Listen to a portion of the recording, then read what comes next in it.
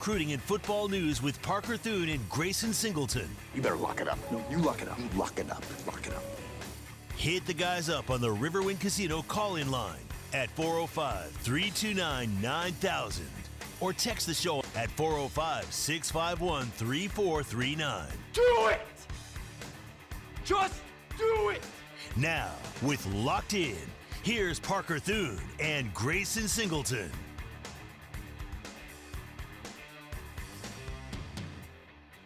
The holiday season is upon us, folks, and you know what that means. A few things. Historically speaking, a little bit of a recruiting lull for Oklahoma, which has not been the case yet, as the Sooners just picked up a fresh commitment as recently as 48 hours ago with the addition of four-star defensive tackle Elijah Harmon to add to Oklahoma's number 1 2027 class. It means the portal is going to get hopping here shortly, Grayson Singleton, and it also means that one of my favorite annual pastimes has come back around. You have no idea what I'm about to say, do you? No clue. By the way, welcome back. Grayson took yesterday off. He was up in Stillwater for Eric Morris's introductory presser. Is the Pope's head coach? Is that the running joke today? That is the running joke. That was the running joke on yesterday's show amongst the listeners. But, no, as I understand, Grayson lost his voice. I did.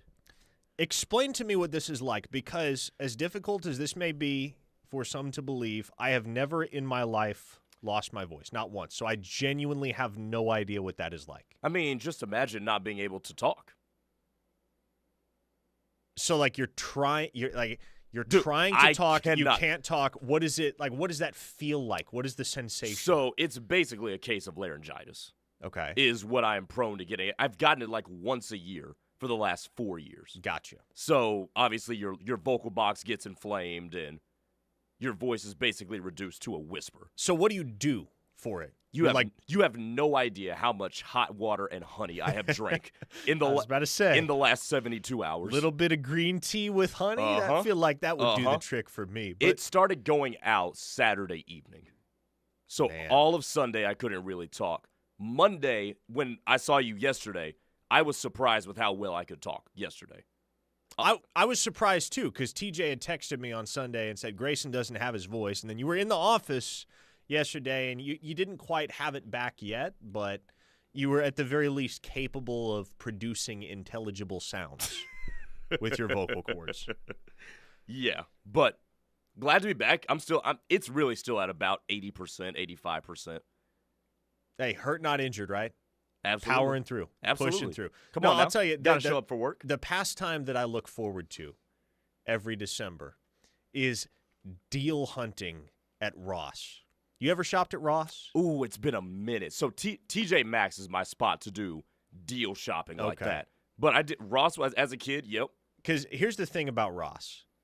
11 months out of the year, odds are you're going to walk in there and come out empty-handed. Because there's just not a lot on the rack that is of legitimate interest. But in December, yep, those racks get real full. I spent $130 yesterday at Ross. I was clearing it out. I hope I never lose my appreciation for deal hunting at Ross, because I mean, when you're a broke college kid, that's where you got to find your whole wardrobe, basically. And so that's about the only – I know TJ Maxx is kind of the same, but those are about the only places where you can find good brands at reasonable prices. You spent how much at Ross? $130. Really? Mm-hmm. How many items did you get? Oh, 7 or 8 items. Not bad. Yeah, these days you can get 7 or 8 articles of clothing for $130. You're doing all right. There's every once in a while, you can find a pair of Jordans. Yeah? At Ross. I found a few as a kid. See, I haven't found a decent pair of shoes at Ross in years. Years and years. Yeah, that's kind of gone by the wayside, but yeah. Every time I go in there and look at the shoe rack, it's pretty picked over. The texter in the 405 says, "Can Grayson go cover Okie State full time? The show was better yesterday without him." Hey, that's just mean. I'm back. That's just mean. Don't be mean. Listen, it's the Christmas season. Where's your holiday cheer? Peace on earth, goodwill to men. Homeboy. Please and thank you. Homeboy, the Grinch. No doubt. Angry Ronnie says, Steelman called you a wuss yesterday, Grayson. I did hear that. I did hear Steely call me a wuss. I missed that. I didn't even realize that happened. I must have been zoned out. I heard it. I'm like, Steely, you do not want my voice as it sounds right now on the radio. You know, sometimes you try to play hurt and you realize you're going to hurt the team while you're trying to play hurt. So it's like, nah, I'm gonna bench myself for today. S. Rob Booman wants to know, since Jim Nagy and his staff are in the middle of NIL contract negotiations with existing players, will you and Grayson be covering this and portal transfer activity? Yes, of course. Whenever portal transfer activity picks up in earnest for Oklahoma, we will be all over it. Now, we mentioned this yesterday, Grayson, when you were up in Stilly at Eric Morris's presser, but there hasn't been a outside of Jaden Gibson, who hadn't been with the team since August, there has not yet been a single Oklahoma player that has announced their intentions to enter the transfer portal. We know that's happening at a certain point in time. Jim Nagy and the front office are going to clear some guys out. No question about it. But the fact that we're here on December 9th and we haven't seen or heard any announcements from any members of the team, I think suggests something very positive, which is that the Sooners legitimately have all hands all the way on deck for this playoff run, however long it may last. Well, and you're still playing for a national championship. There should be no reason to assume that anybody would be gone. As a matter of fact, has anybody hit the portal from any of the playoff teams yet? I don't know. I haven't seen that there have been. So, I mean, no, you're still playing for something. This isn't like you're going to a bowl game where it's a one game and then you try to see if you can get a bowl game trophy and nothing else after that.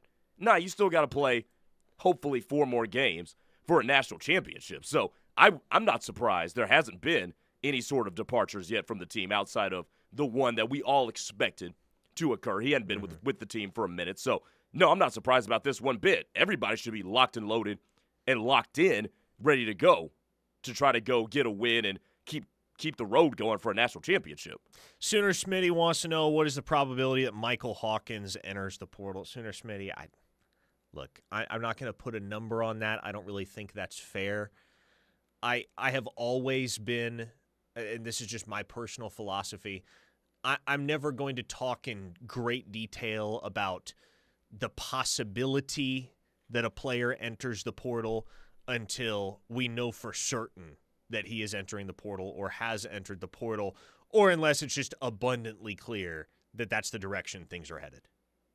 You know, a situation like Jaden Gibson, for instance, where he's not with the team throughout the entire month of September. I think it was October before Brent Venables was asked about him. But obviously when we know, okay, this guy's headed to the transfer portal, then we can talk a little bit more openly about it. But there are certain guys, and I'm sure we have many of the same names in mind when you look up and down this roster. There are certain guys that you can pretty well conclude are not going to be around next year. Now, I'm not going to discuss those situations in detail because I don't really feel like that's fair to those particular individuals, especially when, as we just discussed, everybody is all hands on deck right now for Oklahoma's playoff run. They don't have anybody that's 1 foot in, 1 foot out, if you will, and I know many have asked. I'm interested to hear Brent Venables' answer as well when we meet with him next week leading into the Alabama game. But are you going to have Kendall Dolby and Javonte Barnes available? 2 guys that had been sitting out throughout the latter half of the 2025 season in order to preserve their red shirts. That's a situation that we will need more clarity on. But outside of that, Oklahoma's going to have everybody at their disposal. Yeah, they will. Yeah. And even if they want to make Kendall Dolby and Javonte Barnes available, unless you are in an emergency situation, do you insert them back in? And I know you've got 3 weeks to prepare from the last time you stepped on the field to the first round of the CFP, but you've started to develop a flow with your rotation, a rhythm with how you deploy guys. Do you want to reinsert dudes that were sitting out for the reasons we know why they were sitting out.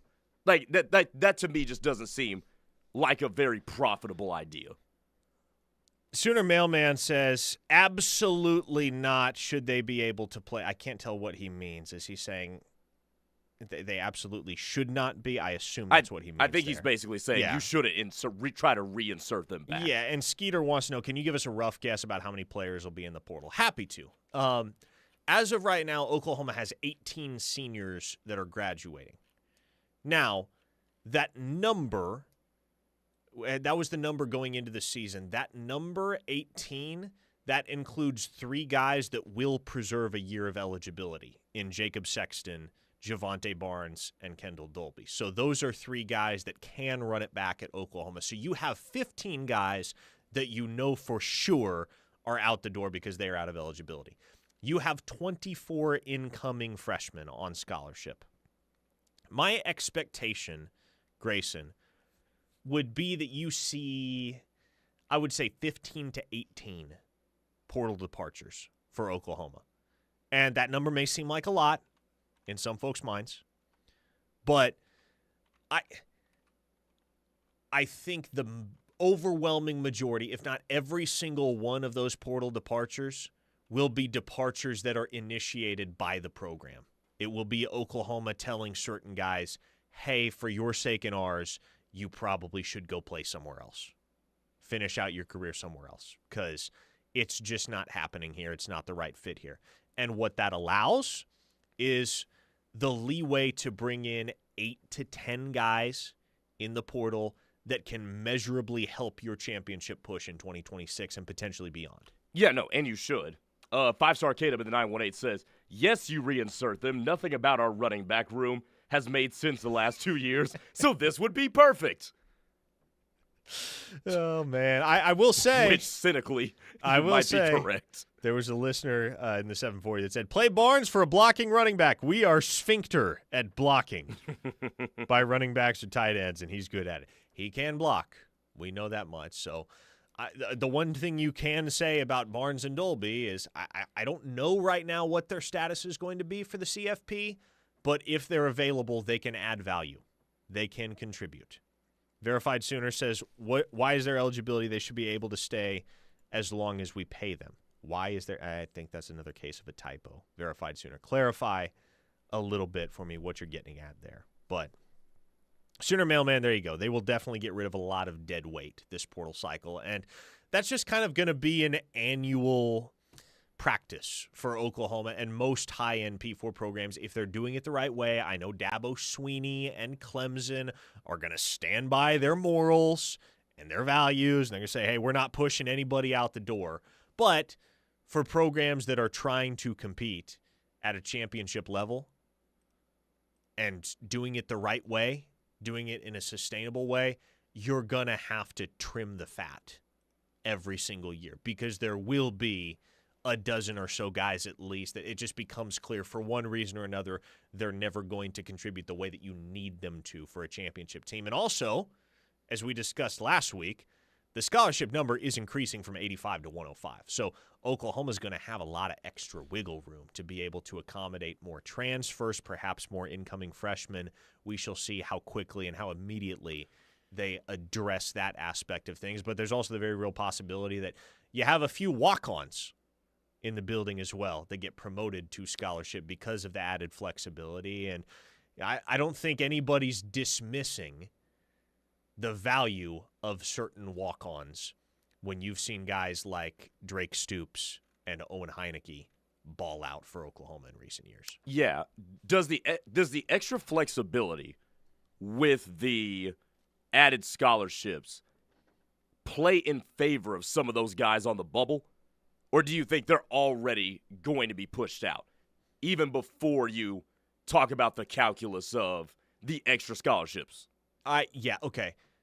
I think there are certain guys, I know there are certain guys that the front office has deemed unworthy of a scholarship at Oklahoma moving forward. Like there's no world in which this guy is going to provide value to our roster in the years ahead. And so we need to cut bait with this guy. We need to offload him somewhere else. But I think there are certain guys where, especially circumstantially, right? If you're looking at maybe a redshirt sophomore, a redshirt junior in a talent-heavy room that you might not be inclined to keep around if you have 85 scholarships, but he's not a total bum and he's a hard worker and his presence is valued within the program for the person he is in the meeting room as well as the effort that he displays on the practice field. That might be a guy you're more inclined to keep around with the knowledge that that scholarship limit's getting expanded to 105. So I think there are guys on the bubble there, if you will, that will receive some additional leniency from the front office and from the program at large because of the addition of 20 scholarships. But again, I think there are some guys that are just, they're not going to cut it at Oklahoma regardless of what the scholarship limit may be. And so you'd be well advised if you're in Jim Nagy's shoes to send those guys on the merry way. Tyson from Stigler asks, did Owen Heineke have offers at all from D1 schools in high school? I think he had some Ivies, and that's maybe it. I don't know that he had even any G5s. I think it was all FCS for Owen Heineke. But, of course, we know the story. Went to Ohio State to play lacrosse for a year, decided he wanted to come back home, pursue his dream of playing high-level football at the University of Oklahoma, and boy, has he made that opportunity count. Last Mohican asks, can you list the players who are out of eligibility? I will get you an answer on that, Last Mohican. I don't have that list in front of me, but I can certainly pull it up. So, during the break, I will do just that. We have much more ahead. Couple 2027 targets whose recruitments I want to dig into. Of course, Trivia Tuesday. Got to exchange trivia questions with my man Grayson Singleton here. Did you prepare a trivia question? Did I catch you by surprise with that? You definitely have that answer based on the face that I just gave you. Yeah, I figured as much. I was like, oh boy, he forgot about Trivia Tuesday. Hey, we're just going to do a one-way trivia today. Fair enough. That's what we can do if we need to. 405-651-3439 is the text line if you want to chime in. Keep it here on the Ref. Locked In returns next. Locked In is brought to you every day by Dorsey Jones GMC in El Reno. Dorsey Jones GMC is family-owned and operated with a knowledgeable, low-pressure sales staff here to help you through the buying process and half-price oil changes on Saturdays. Visit dorsey-jonesgmc.com for more information. At Confidence Ford of Norman, we believe in living up to our name. Our commitment to confidence is in everything we do.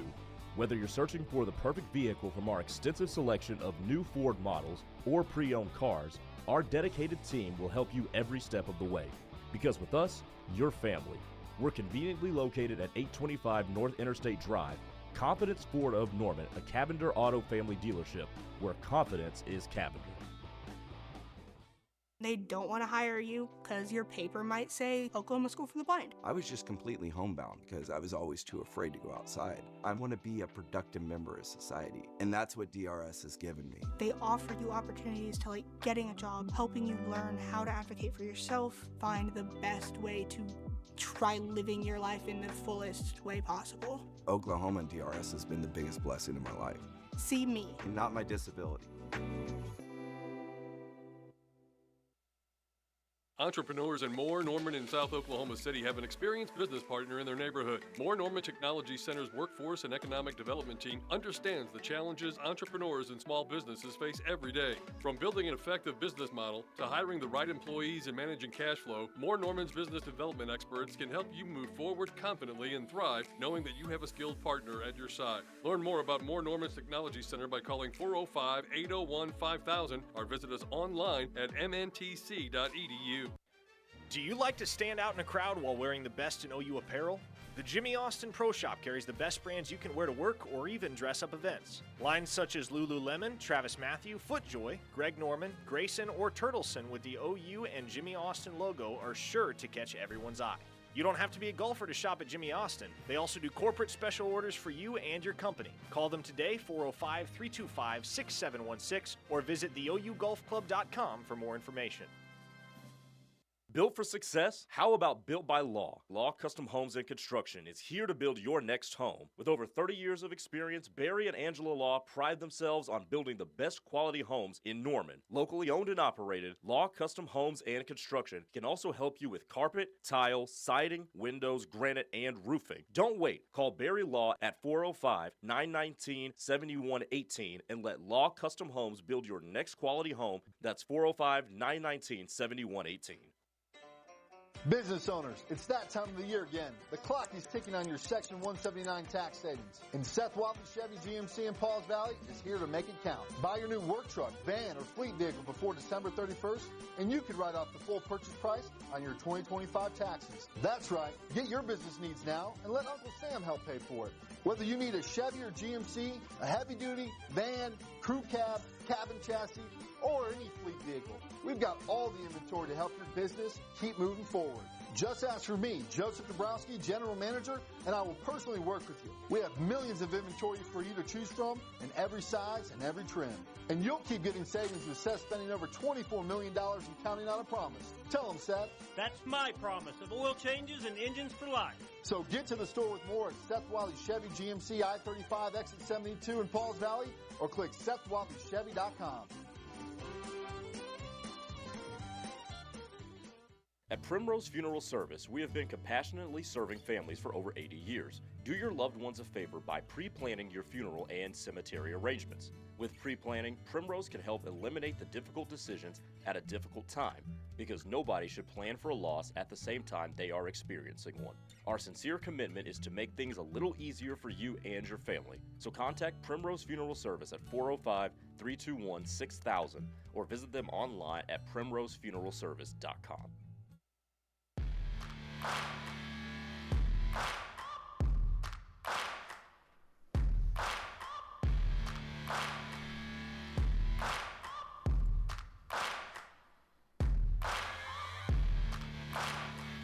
Back with you here on Locked In.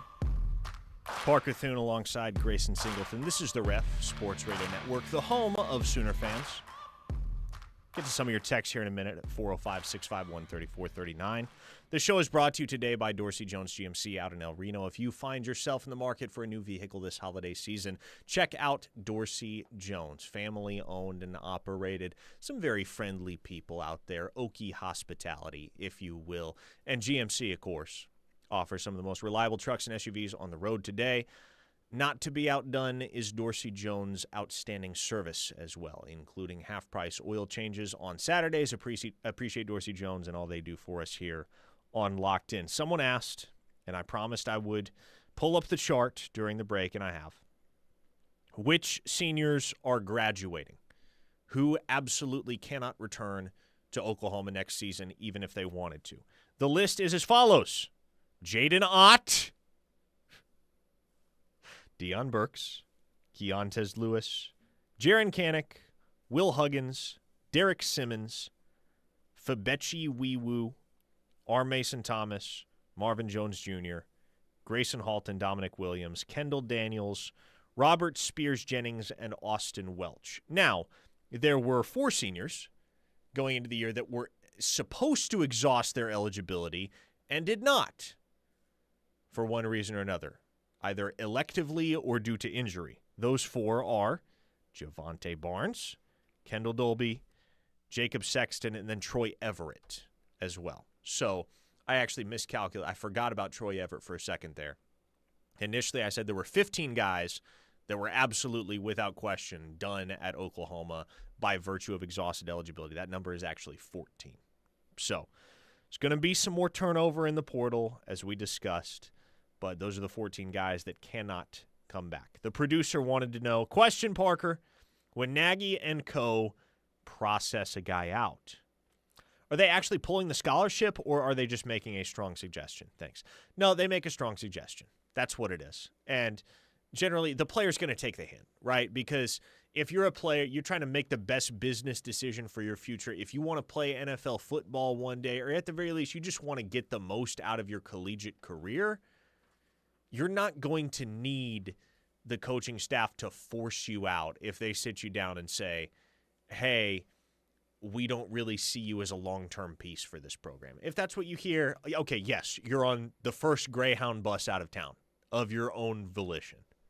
So it's never really an issue. It hasn't been in the past. Actually, you know who really, really didn't want to leave, and this is going to crack people up. There's one guy that I can remember really, really didn't want to leave Oklahoma. Who was that?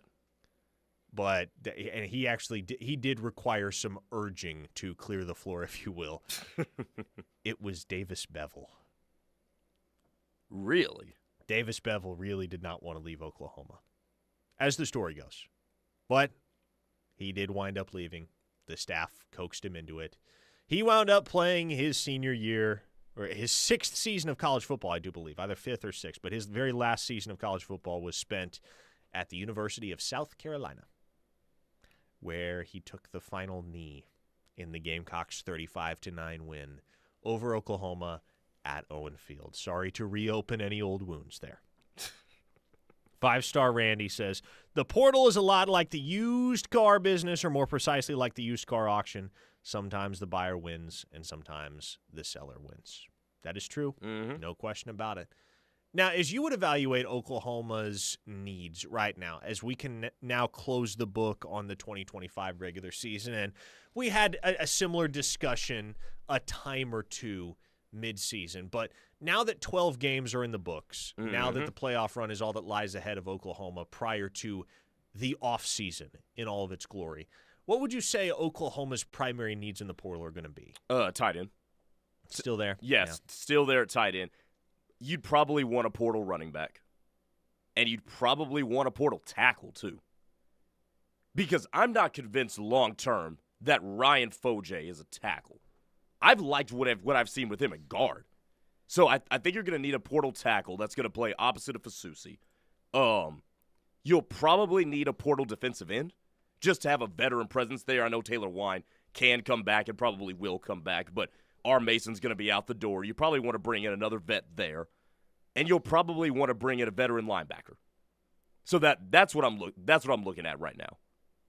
But tight end at the top of my list, because that position has got to improve. I would agree. I think you probably want another experienced body there. I really like the way that Caden Helms has played down the stretch. He's given you something, but especially with his injury history, I don't know whether you want to be in a situation where he's the only guy that you feel like you can count on, and can you really count on any of the other tight ends that have seen playing time this year for Oklahoma that will return next season? Probably not. So agree. I think a veteran tight end would be helpful. I would love to add another versatile offensive lineman. Regardless of what happens, regardless of what Oklahoma loses in the portal on the offensive line, I would at the very least like to add one versatile dude to the equation. The likes of a Jake Michaela a season ago. And obviously, up until he succumbed to that infection that kept him out of the Sooners season finale and ultimately may keep him out a little bit longer than that, Jake Michaela was integral to Oklahoma's success up front. And you could only be left to wonder where Oklahoma might be if not for Jake Michaela. Fabechi we would have had to shift to center a lot sooner than he did, and Ryan Foje would have broken into the starting lineup a lot sooner than he did, and maybe all would have been okay in the end, as both Foje and Michael Fasusi have proven that they were ready to step in and handle business right away. But you're glad Jake Michaela jumped on board with Oklahoma in the spring portal window. Definitely. Elsewhere, though, I wouldn't mind seeing Oklahoma take a big-time wide receiver, and as we've discussed, I think they're going to take a big-time wide receiver. They need to. Yeah. And defensively, I think that's not really a unit right now where it feels like Oklahoma's going to they're going to need to go find themselves a starter, a high-impact dude. If you can find a high-impact dude at a reasonable price point, then by all means, pull the trigger on him. But with what Oklahoma has returning on that defensive side of the football, they're not hurting for much heading into the offseason. But you are going to be a little bit younger at linebacker. Like, I still contend that getting a portal off-ball linebacker is going to be a direction you want to go. Because what does off-ball linebacker look like next year? Sammy Omasigo. Samuel Masigo, yes. If Kip Lewis comes back, obviously Kip Lewis. If Kip Lewis doesn't come back, I will say this again. I've mentioned it a couple times before, but make no mistake, a guy that everybody in the program loves to death and that they think is poised for a big-time breakout season next year is James Nesta. They love James Nesta. And that all can be fine and good. And this is no disrespect to him. But we haven't seen him yet. You're right. You haven't seen him yet. You're right. So I would still want to add another experienced body there. And Heineke may obviously be back as well. So he could, but again, that's still kind of up in the air as we're sitting right now.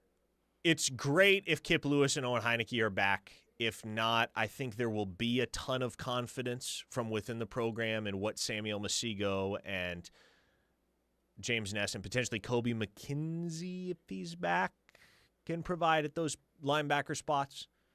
But it does, I agree with you, it would be to Oklahoma's advantage, I think, to add another guy at the very least to offset the loss of at least one of the three, I think. I think at least one of the three is not coming back between Kip Lewis, Kobe McKenzie, and Owen Heineke. And you do have Taylor Heim, lest I forget. Taylor Heim is in that running back room as well. A texter in the 214 asks, do you think we see any surprise starters enter the portal? And starters in quotes. Look. You never want to say never because we know how stuff happens and we know how many folks' interests are at play in certain kids' decisions to enter the transfer portal. David Stone almost left in April. We all remember that whole fiasco, right? And it wasn't because David Stone wanted to leave. And so you never want to say never. You always want to brace for a surprise or two, and if they don't happen, then great. But I don't get the sense that any of Oklahoma's cornerstone dudes are going to be looking for the next thing in the portal or a bigger payday or anything along those lines. If you see a starter, if you see a rock-solid contributor for Oklahoma enter the portal, the likelihood is going to be that the Oklahoma staff told that guy to go find somewhere else based on the number that he was asking for. They felt confident that they could replace his level of production in the portal for a cheaper figure. And that may happen, but I think everybody in that building at Oklahoma is going to be motivated to keep the true nucleus of this team together, especially with what they've been able to do down the stretch in Red November in particular. 405-651-3439 is the text line if you want to chime in. I lost a text. Oh, yeah, this is what it was. I brought up the fact that Davis Bevel wanted to leave, and everybody's like, well, he was dating Alex Storako. I wouldn't want to leave either if I were him. And that's what I was thinking. I was like, didn't he have some very popular girlfriend? He did, yeah. But Alex Storako moved to the Carolinas with him, though. Like, they moved out there together, as I recall. Are they still together? No, they're not. Oh, okay. Not as far as I know, at least. But, yeah, Davis Bevel was the guy. And Phil Picciotti, somebody mentioned Phil Picciotti. He wasn't in an all-fire hurry to leave either. But those are the two guys in recent memory that needed some cajoling. Cajoling? To depart the program, yes. Hey, did you see this? I sent you this tweet a few minutes ago. Did you see Brent Venables was not on the list of the 12 finalists for Coach of the Year? Yeah, hey, what's with that? What's with that, man? I thought that's bananas. You're going to put, and look, I genuinely, if I had a vote for Coach of the Year, I would not vote for Brent Venables.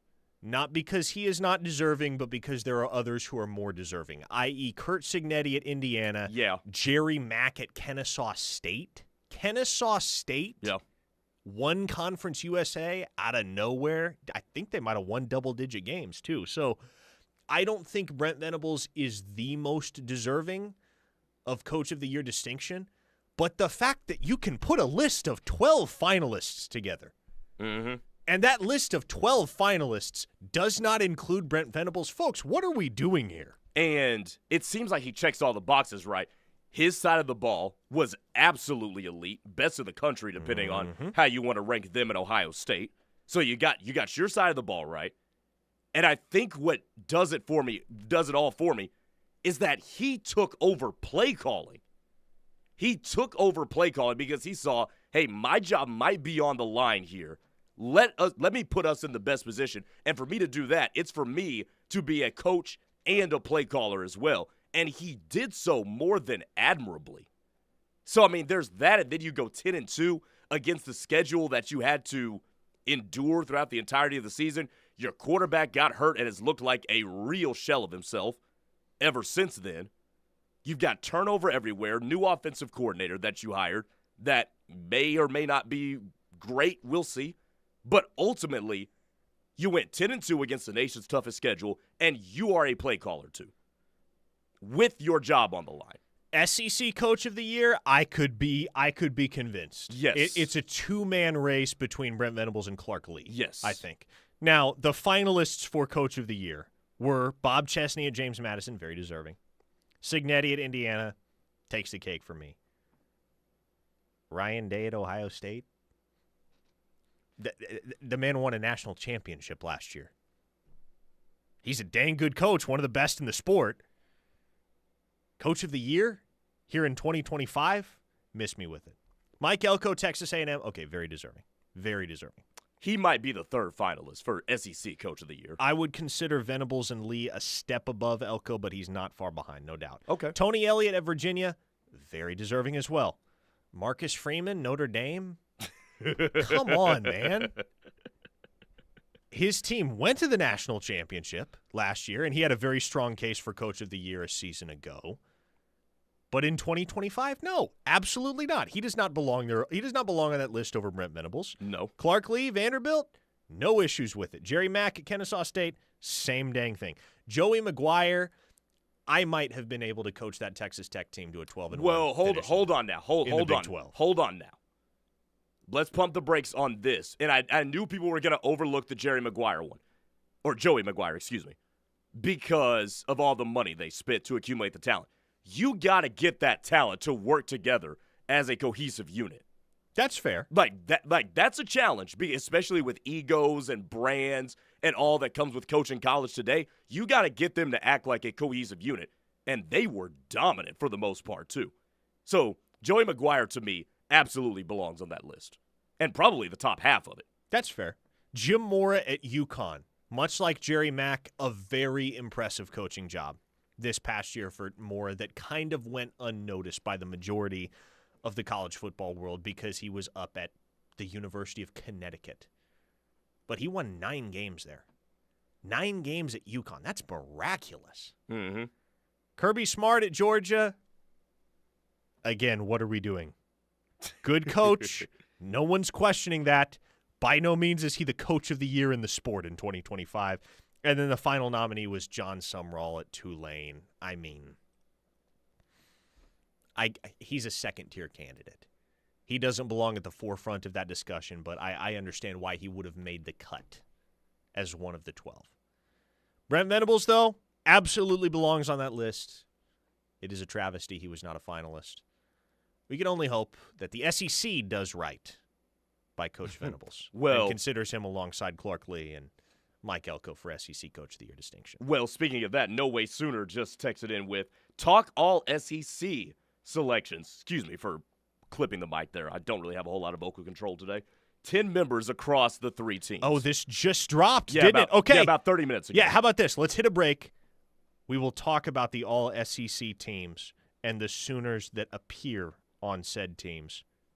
Coming up next, right here on the Ref. This is Locked In. Stay right here with us. A true Sooner fan wouldn't be caught dead without the KREF app. Join the Army. Get the app. Tell your friends. This is the Ref, where diehard Sooner fans listen. Speed can't be taught. You got it or you don't. Rose Hill Builders has it. Their game plan is efficient, and they do not cut corners for quality. Trust old coach here. Call Rose Hill Builders to get your approval process started today. Rose Hill Builders, the team you want on your side. For 3 generations, the John M. Ireland & Son Funeral Home and Chapel in Morris continued to serve the community by giving back to local schools, charitable organizations, and first responders. We provide pre-planning for funerals and cremation services at the most reasonable prices. We are proud to be a family-owned and operated funeral home. Award-winning funeral home year after year, our family believes in serving the people of our community. I'm John Ireland. And I'm Solon Daniels. You've got our word on it. I'm Gina Mitchell of Mitchell's Jewelry. Whether you're looking for the perfect gifts to dazzle your loved ones or choosing a present for yourself, you can rely on our elves at Mitchell's Jewelry. Explore our curated collection of Vahan bracelets, brilliant diamond studs, timeless gemstone jewelry, and the latest designer timepieces from Michelle and Shinola. Don't make Santa wonder what you want. Create your wish list online or in store. Make your holiday sparkle at Mitchell's Jewelry in the heart of Norman at 2201 West Main Street. Good times are calling your way at the Showplace Theater with acts like Eli Young Band, February 6th. Matt Matthews, February 14th. I was pretending to smoke a cigarette with a Cheeto, and I would share it with my friends. Dylan Gossett, February 20th. And Christopher Cross, February 28th. Riverwind is OKC's favorite casino experience. Hey, Oklahoma, Colton Thompson here at Norman Hyundai. The holidays are right around the corner, and we know you've got places to be. Grandma's house, holiday shopping, and maybe even a little road trip. So we've got great deals on the full Hyundai lineup to make your season just a little brighter. Deals like 2.9% on the all-new Palisade or even 0% on the Hyundai Santa Fe and Tucson. Plus, with America's best warranty, 10 years, 100,000 miles, you'll drive away with confidence knowing we've got your back. NormanHyundai.com. I'm Oklahoma Sooner quarterback John Mateer. My job is to move the ball down the field and get the Sooners across the goal line. If you've been injured in an auto accident, you need a pro to be the quarterback of your medical care needs. Dr. Martin Lopez and the OKC Car Crash Clinic are your premier teammates to help you on your road to recovery. Dr. Lopez is a specialty trained MD with decades of experience. Make your best play call and contact Dr. Lopez at 405-86-CRASH. That's 405-862-7274 or visit okccrash.com. Hey, Ref Army, it's your favorite regional radio star, Mike Steely. If I know one thing, it's taking a metaphorical pie to your face for a bad sports take. If you want to see the guys from the Rush, Teddy and Tyler, get a literal pie in the face, then boy, do I have good news for you. The Ref is teaming up with the United Way of Norman for their Pie in the Face fundraiser, and we're putting the Butkus beer directly in the line of fire. But you can only see Teddy and Tyler take one for the team with that pie if they raise the most money. Just go to UnitedWayNorman.org, click on the Pie in the Face button, and donate to vote for the Rush to get pie right there in their face. The United Way of Norman is an organization who we at the Ref have had a long-standing relationship with and would love to have the Ref Army help them out this holiday season. Just go to UnitedWay.org and you'll see the Rush covered in meringue in no time. Speed can't be taught. You got it or you don't. Rose Hill Builders has it. Their game plan is efficient and they do not cut corners for quality. Trust old coach here. Call Rose Hill Builders to get your approval process started today. Rose Hill Builders, the team you want on your side.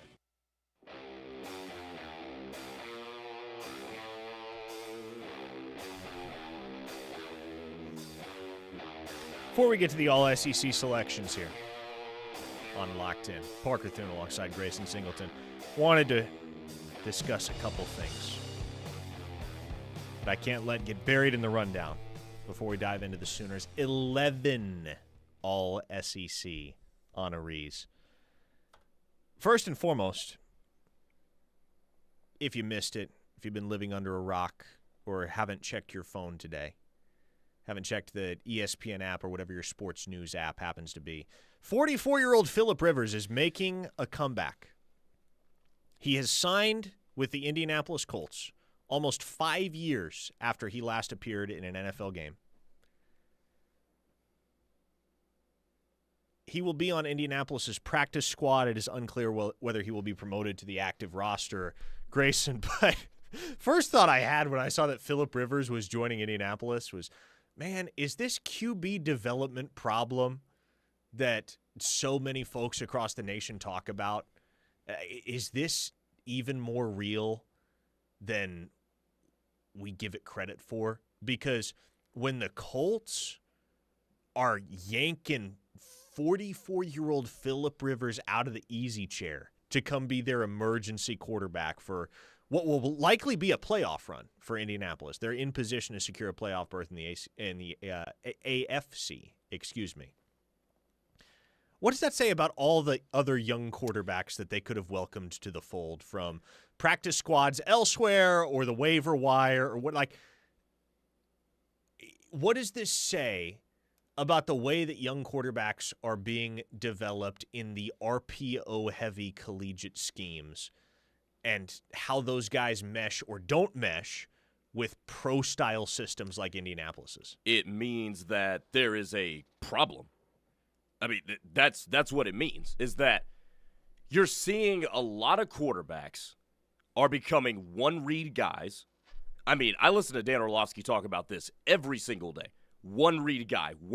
Like, it is so prevalent how many one-read quarterbacks there are.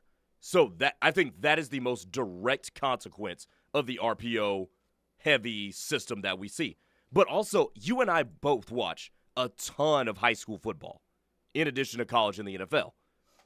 Nobody is getting under center, which heavily constricts your playbook. So you can't go play action as much as you can. The play action doesn't have the same effect that it would have if you were under center. So nobody knows how to take an under center snap.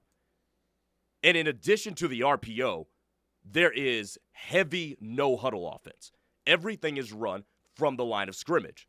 So nobody knows how to command a huddle and then come out of the huddle and see what the defense is giving you pre-snap and make your checks and all of that. There's a lot of the traditional quarterbacking that Brady and Rodgers and Manning and all of those dudes that you and I grew up with were so good at that has been taken out of the game. And I think also, to a much lesser degree, the rise of the 7-on-7 stuff I think has a lot to do with it, because that's not real football. we know that ain't real football, but it's a very key part of the scouting process. So I think from the scouting process to the coaching from high school and whatnot, there's a lot that has been diluted in the quarterback position, and it's starting to show with nobody's better than 44-year-old Phillip Rivers, who, by the way, Park, the last time we saw him had a noodle arm. Phillip Rivers did? Phillip Rivers couldn't throw. Oh, man.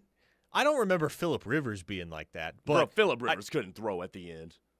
At the end of it all. That was the COVID year. That's exactly. That's somewhat lost to my memory, so maybe that was the case. Which also was 5 years ago. Yes, it was. But I think it says something about the current state of quarterback development across the sport when the Indianapolis Colts decide that the guy that is most capable of potentially saving their season, if called upon, is a 44-year-old Phillip Rivers, who, if nothing else, just an old-school field general who's really good at diagnosing, really good at scanning, really good at making the proper decisions with the football as he goes through his progressions. Trivia Tuesday. Got to get these trivia questions out of the way. All right, what you got? Do you have one for me? I do not. Okay, so this is it. Okay. Yeah, let's just do one. I'm going to test your OU football knowledge here. Your historical knowledge of OU football. All right, let's see it. I mean, this is something you're going to have to be pretty sharp on around here if you're going to hang with some of the folks in this office, especially Steely. Indiana is going to appear in the Rose Bowl. Okay. Later this month for the first time since 1967. Mm-hmm. Who was Oklahoma's head football coach in 1967? 1967. Jeez. Because this would have been pre-Bud Wilkerson. No, it wasn't pre-Wilkinson. No. Yeah. Excuse me. Post. Post-Wilkinson, pre-Switzer. Pre-Switzer. Yes.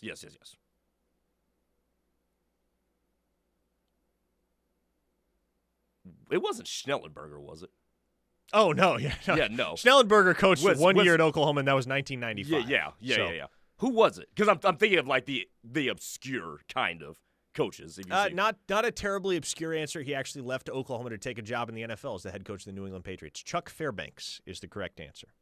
Shout out to Johnny H. I always forget Chuck Fairbanks coached at Oklahoma. Chuck Fairbanks did indeed coach Oklahoma. 6 seasons? I think 6 seasons he was here at OU. That is the one I always forget. That was his first year as OU's head football coach after Jim McKenzie coached the team for 1 year in 1966 and then passed away. So right.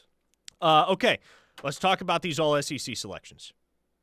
Oklahoma has 11 All-SEC honorees, 10 players for 11 distinctions because Isaiah Satania made the list as both a wide receiver and an all-purpose player. But here's how it breaks down, folks.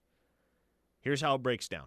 You have 3 first-team All-SEC selections in R. Mason Thomas, not shocking, Tate Sandell, also not shocking, and your boy Grayson Miller. Come on. Lubbock Christian University's finest.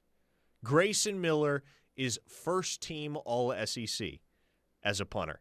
On the second team, Satania, of course, both as a wide receiver and an all-purpose player. Mm-hmm. Fabechi Wiwu was an All-SEC second-teamer, as was Ben Anderson, the long snapper. Peyton Bowen, Taylor Wine, also on the second team. And the third-team selections, Eli Bowen, well-deserved. And how about Jaron Kanik, man? Jaron Kanik is an All-SEC third-team selection at a position that he had never played a year ago. I mean, well done. That's a heck of a success story there. I think that might be the success story. That might, honestly, go beyond the Taylor Wine breakout campaign and the Grayson Miller narrative for me. Like, the fact that Jaron Kanik, after 1 year, less than 1 year, of playing the tight end position is on the All-SEC third team. That's pretty freaking incredible. And that's a testament to a lot of hard work that kid put in and just the overall devotion that he has to the University of Oklahoma because he could have left. He could have left and gone and played linebacker somewhere as a senior. No, he chose to stick around at Oklahoma, transition to tight end, and he became a weapon for Oklahoma, a serious weapon at that in the passing game. Any issue with Satania not on the first team? No, I don't have a huge issue with it. Neither do I. There are a lot, like in the SEC, there are just so many really talented receivers that it's hard to knock any of the guys that made the first team over Satania. I think he had a strong case, but so too did many others. He was on the second team. He didn't deserve to be anywhere below the second team.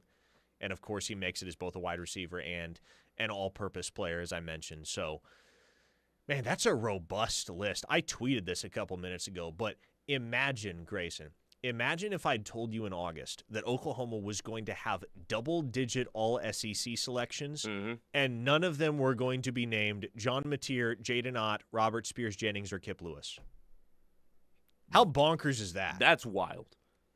That's pretty wild. Also, how the hell are none of the defensive tackles on these lists? That's exactly where I was going.